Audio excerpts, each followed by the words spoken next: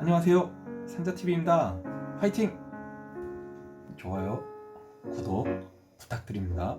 귀차니즘하고 무소유 이 두 가지 성향에 대해서는 뭐 그냥 이런 게 있다라고 보고 가시면 되고요. 예를 들면 이제 저희 매장 위층에 헬스장이 하나 있습니다. 항의할 게 있어서 방문하면 항상 만날 수가 없습니다. 헬스장은 열려 있어요.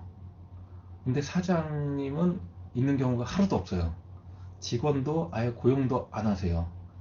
그래서 이제 관계자 외 출입금지 구역 들어가서 전화번호를 찾아서 뭐 전화하면 나타나세요. 이런 분은 자기 사업이 먼저 귀찮으신 스타일인 것 같습니다. 근데 돈은 벌어야 하니 매장은 열어놓고 그냥 놔두는 스타일이십니다. 뭐 그 동네 사람들 회원권도 안 끊고 그냥 뭐 다 와서 운동하나 모르겠습니다. 뭐 잘 모르겠어요. 네. 그럼 뭐 두 번째는 무소유 스타일입니다. 이 뭐 귀차니즘이랑은 비슷한 것 같은데 약간 다릅니다. 제가 종종 가는 덴트 광택집이 있는데요. 실력이 굉장히 좋습니다. 장인정신형인 듯한데 항상 가면 문이 닫혀 있습니다. 저는 항상 뭐 폐업한 줄 알고 걱정돼서 사장님 오늘 영업 안 하세요? 하고 전화해 보는데 항상 내일 아침에 오세요 그래요. 오늘 영업 안 한대요. 항상 뭐 평일인데도. 돈 욕심이 없어 보이나? 뭐 그런 것 같은데 귀차니즘은 일이 싫은 거지 돈은 벌려고 항상 열어놓잖아요. 근데 이분은 뭐 돈도 싫어하는 것 같고 일하기도 싫어하는 것 같고 뭐 마지못해서 하는 것 같은데 뭐 이해가 가진 않는데 뭐 일단 어쨌든 뭐 무소유 느낌이죠. 뭐 가게는 뭐 있기는 있는데 뭐 문을 닫아놓고 뭐 부탁해가지고 사정해야 뭐 한 번씩 저기 뭐 받는 뭐 하여튼 좀 신기합니다. 뭐 이런 분들도 있고요. 네, 다음은 그냥 이대로 네, 처음에 열정이 끌어올라서 여차저차 창업을 그럴싸하게 했는데 금방 식어서 그냥 이대로 유지만 하자 이런 분들 굉장히 많습니다. 그냥 회사원들처럼 그냥 뭐 출퇴근한 사장입니다. 큰 발전도 큰 뭐 망함도 없이 그냥 그저 자본주의 맛, 예, 제가 좋아하는 자본주의 맛. 이왕이면 대한민국은 자본주의니 이 자본주의 맛형 사장이 되시라는 겁니다. 안 되면 되게 해라. 굉장히 좋아하는 제 문구입니다. 예, 해병대에서 하는 모토죠. 안 되면 되게 해라. 잘 되면 2호점 내서 2배 벌고 또 잘 되면 3호점 내서 3배 벌고 항상 바쁘게 역동적으로 살고 많은 직원들과 소통하며 인간은 사회적인 동물이란 걸 매일 느끼면서 살아가는 것이 좋지 않겠느냐 뭐 그런 것입니다. 마지막으로 행태적인 분류로 이제 테크트리를 어떻게 타야 될지 설명드리겠습니다. 1인 창업 뭐에 대해서 말씀드리면은 혼자 하는 거예요. 길거리 포장마차 1인 미용실 한 명 들어갈 수 있는 조금만 테이크아웃 커피, 뭐 1인 부동산 뭐 이런 것들이겠죠. 특징은 나한테 문제가 생기면 수입이 끊긴다는 겁니다. 이거 추천드릴 수가 없는 거고요. 이제 장점은 뭐 창업 비용이 굉장히 저렴합니다. 이건 뭐 회사 다니다 창업비를 준비해서 나오겠다 할 필요도 없어요. 한 달, 두 달치 월급 정도면은 충분히 나와서 할 수 있을 정도로 뭐 창업비라는 것 자체가 뭐 필요가 없겠지요. 가족 경영, 이것도 뭐 이렇게 창업비가 많이 드는 거는 아닌데 소규모 배달점으로 조그만 조리대 하나에서 어머니가 조리하시고 아들이 배달하거나 딸이 서빙하거나 하는 구조거나 조그만 매점에서 부부가 번갈아 가면서 카운터를 보는 정도 직원 없이 이렇게 이제 조그맣게 하는 그런 매장이고요. 이런 게 이제 가족 간의 가정 생활이 순탄하지 않고요. 아이들 케어도 좀 이제 쉽지 않고 보통 이런 경우에 아이들이 좀 탈선하는 경우도 제법 뭐 있는 것 같기도 하고요. 많이 본 거는 아닌데 그럴 가능성이 있을 것 같아요. 많이 이제 아이들 케어가 많이 안 되니까 그렇기도 하고 그래서 이제 1인 창업하고 이렇게 가족 경영 뭐 이런 쪽은 저소득층을 위해서 건드리면 안 된다 저는 이렇게 생각을 해요. 뭐 대기업이 자꾸 자영업 영역을 손대는 거를 비판을 받잖아요. 회사원들도 자금을 많이 모아서 창업할 때 저소득층을 위해서 손대지 말아야 할 영역이라고 생각이 드는 영역이 이렇게 1인 창업과 가족 경영 해야 되는 요 영역이 이쪽이라고 생각이 됩니다. 1점포 창업 제 채널의 정보를 기반으로 성장할 수 있는 스타트 기점으로 보고요.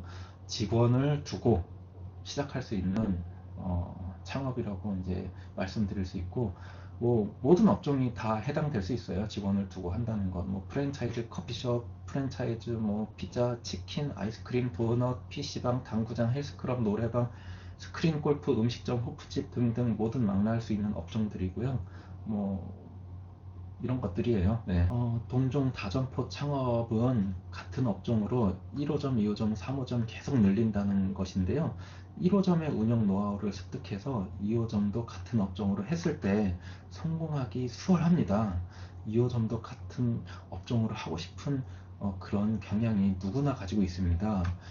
이런 유혹으로 같은 업종으로 계속 2호점, 3호점, 4호점 한다면은 이러한 코로나 위기나 앞으로 어떤 위기가 있을 때 타격이 굉장히 크고 절망적인 상황이 올 수 있습니다. 2호점을 1호점과 같은 업종으로 선택할 수 있는데 그 기준은 추후 다시 설명드리겠습니다. 그 기준은 여러 상황이 맞을 때 가능한데 제 기준에서 힌트를 드리자면 점장의 관리 영역이 어떠느냐, 관련된 인사 문제, 시설 투자금 등의 고정비의 비율, 그리고 자재나 소모품 등의 공유의 특징 등에 관련했을 때 어느 정도 이게 맞아야 1호점, 2호점을 같은 업종으로 하고 3호점부터 다른 업종으로 가고 뭐 이렇게 갈 수 있는 그 기준들이 좀 나름대로 제가 만든 게 있는데 이런 거는 이제 나중에 좀 세밀하게 파고들 때 다시 자세히 설명드리겠습니다. 다중다점포 창업, 제가 가장 이상적으로 보고 있는 그리고 제가 현재 운영 중인 다점포 창업인데요. 1호점이 치킨집이면 2호점은 노래방, 3호점은 커피숍 뭐 이런 식의 창업인데요. 중요한 것은 서로 연계되면서 서로 영향력을 주기도 하면서 위기 시에는 서로 위기를 피해 가야 하는 것입니다. 다만 경영 노하우를 새로 배워가야 하지만 어차피 이런 자영업들은 의대 나와야 차릴 수 있는 병원같이 전문 지식을 새로 배워야 하는 것들이 아니고 조금만 신경 쓰고 조금만 자료 수집하면 어려울 것들이 별로 없기 때문에 한번 해보면 다 거기서 거기이기 때문에 어려울 것이 없습니다. 뭐 3호점은 뭐 1, 2호점이 홀장사이니 언택트인 배달로 가자. 그러면 4호점은 술이나 먹자 쪽이니 디저트 쪽인 뭐 커피숍을 가자. 뭐 이런 개념들로 확장해야 된다는 다점포 개념입니다. 이런 것들이 이제 제가 추구하는 개념인데요. 저는 뭐 이 중에서 코로나 이전에 2015년 메르스 때도 느꼈었지만 그 이전 제가 2014년도에 체육시설업을 시작했는데 그때부터 부동산 임대업이라던가 IT업이라던가 수출업을 이제 생각을 하면서 여러 가지 분산을 해야겠다 하면서 지금까지 사업을 유지를 해오고 있습니다. 저는 중소형 매장 알차게 준비해서 한 개의 순익 최대 월 1,000만 원만 벌면 충분하다라는 마인드입니다. 그 정도만 되어도 충분히 장사가 잘 되는 것이고 직원들도 딱 월급만큼 적절하게 일하게 되는 것입니다. 매장도 깔끔하게 유지할 수 있는 거고요. 우수한 직원 힘들게 뽑아놓고 힘들게 경험치 쌓아놓고 베테랑이 되었는데 또 오래 다닐 수 있는 좋은 직장이 되게 유지하게 했고 그래서 해피하게 만들었는데 이 정도 수준에서 이런 매장을 여러 개 늘려서 돈을 벌어야 좋지 한 매장에서 매출을 계속 늘려서 좁은 곳에서 직원들끼리 부대 끼면서 싸움만 나고 짜증만 나게 하면 좋을 게 없습니다. 물론 저의 매장 중에서도 한때 순이익이 2천만 원까지도 육박하게 버는 매장도 있었지만 손님들이 너무 붐비게 돼서 손님들의 불만이 쌓여 단골들이 오히려 빠지는 현상도 발생하고, 일을 정말 잘하는 직원들이 그 수입을 받쳐주기 위해 너무 힘들어서 고생이 수반되니 그만두고 도망가게 되니 우수한 직원들을 잃게 되고, 그 직장이 직장다운 직장이 아닌 지옥 같은 직장이 되고, 사장도 한 달 내내 신경이 곤두서 있게 되고, 주변 경쟁 매장에서는 시기심이 발동이 돼서 피해 받을 수도 있고, 뭐 그렇다고 손님 보고 오지 말라고 할 수도 없는 노릇이 되고, 그러니 손님, 직원, 사장 모두가 해피하기 위해서는 매출도 적당히 나오는 게 가장 이상적이라고 생각됩니다. 그러므로 유튜브에서 우리는 포스 까고 매출이 얼마고 순이익이 얼마다 자랑하는 거 부러워할 게 하나도 없습니다. 그 속에서는 골마 지쳐가는 직원도 있고, 인테리어나 시설이 금방 썩어가는 것도 있고, 일에 빠져서 집에 들어오지 않는 사장을 기다리는 가족이 있습니다. 직원을 잘 활용하는 법을 배워서 고용 창출도 하고 다점포 자영업자도 되시고 돈도 더 많이 버시고 가정의 시간도 더 보내고 하면 좋지 않겠습니까? 또한 지역에서 일자리를 창출해내는 게 국가 경쟁력으로도 큰 의미가 있는 일입니다. 삼성전자의 연봉 1억에 한 명의 일자리도 중요하겠지만 자영업자의 연봉 3천만 원짜리 일자리 3명에서 4명의 자리 창출해내는 게 더욱 가치 있다고 생각합니다. 사장은 사장의 일을 해야 합니다.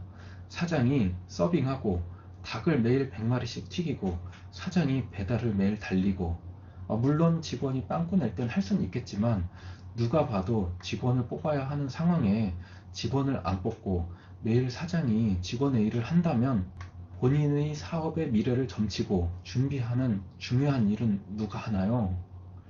당장 하루하루 앞일도 중요하지만 1년 후, 5년 후 미래도 생각해야 하는데 그것은 알바가 해주지 않습니다. 다음 영상에서는 1점포 상태에서, 예를 들면 자본주의적 측면에서 직원 중 어떤 직원이 어떻게 있을 때, 어떤 업종이 눈에 들어왔을 때, 어떤 지역이 눈에 들어왔을 때 2호점을 내는 게 맞는지, 2호점을 어떨 때 같은 업종을 내면 유리할지, 다른 업종을 내면 유리할지 등에 자세히 설명드리는 영상을 준비해 보겠습니다. 2호점 오픈 필요 충분 조건 안 맞을 때 잘못 내면 몸이 2개라도 부족하게 정신없이 바쁘기만 하고 1호점, 2호점 둘 다 수습이 안 되고, 어떨 때는 큰 부담 없이 1호점 운영도 평소처럼 잘 되고 2호점도 개점해서 잘 운영되어질 때가 있습니다. 초기 영상이다 보니 개론적인 내용이 많은데 점차 자세한 내용도 파고 들어갈 수 있도록 하겠습니다. 감사합니다. 좋아요, 구독 부탁드립니다. 뭐 끝날 때도 한 번 더 해야 된다면서요?